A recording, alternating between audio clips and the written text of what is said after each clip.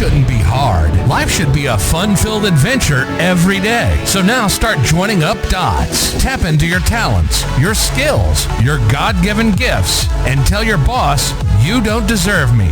I'm out of here.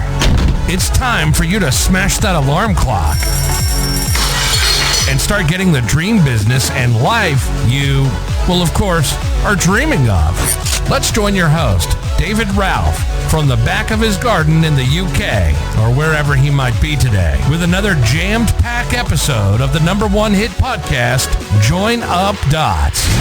Yeah, good morning to you, and welcome to the Join Up Dots podcast.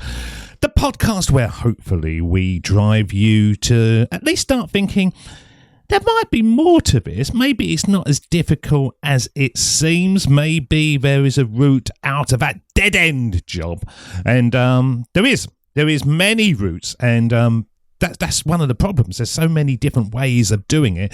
People kind of get stuck in that sort of analysis paralysis. Well, we've got 3 emails today, which deserve a round of applause because they all move through that transition of, I'm a bit bored with this, what's my life like, to actually doing what they want. And we've had these over the last month or so, and I've kept them for the same episode. So we've responded back to all of them and basically gave them a big up, and here they are. So the very first one, and all of you guys can do this, because if you listen to these emails are all basically saying, just like the Steve Jobs speech, I didn't have a clear path, but I just kind of got up every day and I kept on doing stuff. And then when I looked back, I could see my mistakes, my successes, and it becomes clearer. That's the mantra of Join Up Dots. You can give a blueprint, but still it's very specific to you guys, how your lives are, your restrictions, your responsibilities. So the very first one is from a guy called Marcus, and he's from Austin in the USA. And Marcus says, hi David, I feel like I owe you a huge thank you, but also because I want to share my story with the listeners. Messy as it is. That's how we like it, Marcus. To hopefully show someone else it is possible. I've been a listener of Join Up Dots for over 3 years now, and if someone told me back then where I'd be today, I wouldn't have believed it. 2 years ago, I was in a job I hated. I was a mid-level customer service rep in a call centre in Austin, Texas. The work was soul-sucking, repetitive, and I felt like I was just counting down the hours until I could go home and forget I had a life. Yeah, I know how you feel with that, Marcus. My paycheck covered rent and bills, but I was basically living paycheck to paycheck, no savings and zero hope of a promotion or anything better. The worst part was how exhausted I felt all the time. Now, that's a key thing because I talk about this a lot. If you are feeling really, really exhausted, and you're still, you're sleeping and you get up and that's generally because you're on the wrong track, because your body is just bored. When you're excited, when you're going off on vacation and all those kind of things, you generally don't sort of get up in the morning and go, oh God, I've got to go and get that plane. You think, right, here we go, brilliant. That energy sapping feeling is it's a pointer. It's your compass to say that you're on the wrong track. So if you are feeling exhausted all the time, really think about it. Okay. Now, Marcus says, after 8 hours on the phone listening to complaints, yeah, I've been there, Marcus, I had no energy left to even think about side projects or learning new skills. I had a growing pile of books and courses I bought but never started. I felt stuck in a cycle I couldn't break. Now, when I first found your podcast, yeah, that's this, I was skeptical. Oh, Marcus, another get motivated voice that probably wouldn't last 5 minutes in my world. But that's the thing, Marcus. I've been in your world. I have been in most of your worlds out there. I have worked in warehouses. I have worked in advertising. I have worked in call centres. I've been in banks. I've been in insurance. I've been in recruitment, retail. I've literally done it all. So, so I know where you're coming from. There's not many areas, unless you're a top sports person, and then I wouldn't imagine that you're listening to Join Up Dots anyway. But I've probably covered most of them. But there was something different about the way you talked, not hyped or pushy, but just it seemed real and practical. One episode in particular hit me hard, and you said something like, you don't have to build the whole bridge today, just lay one brick. Yeah. That's true. It's just one dot you've got to do. And then you look at it and you think, what did I learn from that? That felt like permission to stop trying to be perfect and just start doing something small. So that night I sat down and wrote a list of side hustle ideas. I didn't know what I was doing, so I brainstormed anything, selling prints of my photography, meal planners, tutoring. None of it felt good. I just picked the meal planners idea because I'd seen people talking about it online and it felt doable. Yeah, because your first business is never really the business that you end up with. It's the starting point. It's the confidence builder. It's the starting to take action. And that's the key failing point of everyone. They listen, they read, they watch videos and stuff, but they don't actually take action in the real world. And that is where it happens. There's no getting away from it. You've got to go from your head into actually doing stuff. Now, Marcus said, my first mistake was trying to do too much too fast. I spent the next 2 weeks learning how to build a website, fumbling with Shopify and trying to create a product. But I quickly realized I had no clue about design or marketing, so I felt overwhelmed and wanted to give up. Then I went back to your advice, lay one brick. So instead of trying to build the whole website and everything, I made a simple PDF meal planner template in Canva and offered it to friends and family for feedback. The response was overwhelmingly positive. I wish he said that, because that would be brilliant. The response was positive but sparse. I was lucky if I sold one a month. Slowly I built from there. I started, but that was your first dot. Yeah, your first dot was that you've sold something and people actually wanted it. So, if you do that, then you're starting to see that it's achievable. You can see it. I always say on the podcast the time where I had a website, I've still got it, called and there was AdSense on there, and I suddenly got something like £2.20 that day, and I suddenly thought, God, it actually works. If you do something, money can just come to you. And that was a real sort of opening that I don't actually have to work. I just have to create a product. I have to create an asset. What did Marcus say? Slowly I built from there. I started a Instagram page to share meal planning tips, posting inconsistently at first because I didn't know what to post, but gradually more regularly. It was awkward. I hate social media. Yeah, I do as well. It's not social, is it?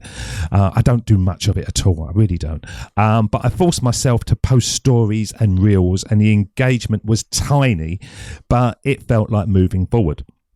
Over 6 months, I reinvested every dollar I made back into the business. I bought a better website theme, ran a small Facebook ad campaign that flopped, and learned how to email market. I crashed and burned a few times, but each time I learned something new.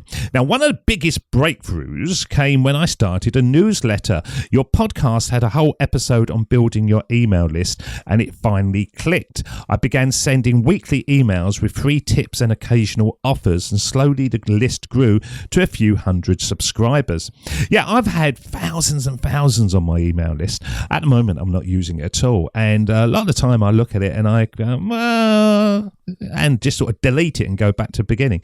Because you've got to know what you're communicating with an email list. And if you haven't defined your avatar and your customer and their problems and their issues and how they're living their life, and basically you're just sort of like spitting into the wind, you've really got to understand the avatar piece first with an email list. And that's the problem that people have. They kind of get emails from everyone and they think it's brilliant, but actually they're not talking to anyone. So you really got to be careful on that. Make sure that you get it right. At the 12-month mark, my side hustle income matched my monthly rent. Well done to you. That's a round of applause. That felt huge. Yeah, bloody right it does. I was working nights and weekends, but I finally saw a way out. I made the painful decision to quit my call centre job soon after. The first few months after quitting was terrifying. Yeah, I know. I had no steady paycheck and I had to hustle harder than ever. I took on freelance work to fill gaps and kept improving my products. My business grew steadily, and now 2 years from when I started, I'm making 3 times what I earned at my old job. You should have told us the name of it. We could all jump over there, Marcus. Let us know what it's all called so we can go and see. More importantly, I love what I do. I get to help people organise their meals and feel less stressed about food. My days are flexible. I'm learning new skills every week, and I finally feel like I'm building something that's mine. If I'm honest, the journey wasn't glamorous. There were nights I cried from frustration, days I wanted to quit, and moments I doubted I could do it. But your podcast gave me the mindset to keep going and the permission to be imperfect. That's all it is. Thanks for helping me lay starting bricks, and I'm still building, but this time it's on my own bridge. Cheers, Marcus. Yeah, I think, let's listen to him, because this is really what it's about. And I think people don't really listen to what Steve Jobs is saying here. Of course, it was impossible to connect the dots looking forward when I was in college, but it was very, very clear looking backwards 10 years later. Again, you can't connect the dots looking forward. You can only connect them looking backwards. So you have to trust that the dots will somehow connect in your future. You have to trust in something, your gut, destiny, life, karma, whatever.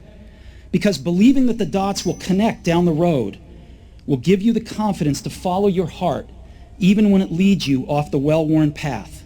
And that will make all the difference. So what's he really saying there? He's saying you've got to do stuff. You've got to not sort of be too perfect about it. You've just got to get out there and try things, and some things you're going to like and some things that you aren't going to like. And, it can't be perfect at the beginning. That's what he's saying. You've got to do, just like Marcus did, you've got to try stuff. And honestly, Join Up Dots now has been going 11 years. And it's now... I've got some really good stuff coming, which I could never have done in the early days. And we've had a pilot group going through a book that we've written called The Success Code, giving us feedback, giving you a step-by-step blueprint to follow. And it will work. I guarantee it will work if you follow the steps. It helps you build your environment for success. We've got another one called The Money Code, where we're showing you how to make money come to you, how to stop working harder, how to have an easy life. Now, none of that was in my mind at the beginning. But only because of all the things that I've done over the last 11, 12 years, it's given me the knowledge base to share with you.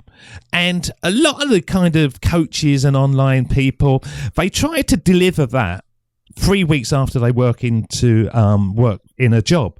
And I think people can see through it. You've got to have a track record of getting out there every day and doing stuff for people to trust you and believe in you and see that you've done the journey that they want to do. And that's the key thing that Steve Jobs is saying. Get out there and keep learning, because you can't take back that learning because you've gained it. You can't take back the confidence that you build when you realize that actually you can keep going. You can keep going. You don't have to give up on these things. Something always comes along that means that you can extend that runway before the plane flies off. And so Marcus deserves a big round of applause, because he has created his own thing just by laying those bricks, building those dots, and learning. And all you guys can do that as well. Right, I'm going to keep this this podcast episode short, because I've got 2 more to do, and I think that'd be quite nice for some other ones so we can focus in on them. So that is the Join Up Dots episode for today. If you've got a story of success, we'd love to hear from you. joinupdots@gmail.com. As I say, very, very shortly, we've got the Success Code book coming live to you. We've also got the Money Code one coming live. We're going to revamp the business course. That's going to be free for you to come across to. So just keep them coming over to the website, joinupdots.com, and you'll see some changes on there over the next few months. But as I say, not forcing it at all. It's got to be as good as we can make it to give you the best results possible, and that's what we want for you. Okay, so have a lovely day, whatever you're doing. Enjoy yourself, and if you are feeling exhausted, just question it. Think, why am I so tired? And I bet it's the case that you're on the wrong path. Until next time, we will see you again. Look after yourself, stay sexy, and we'll see you again. Cheers, see ya, bye-bye. That's the end of Join Up Dots. You've heard the conversation.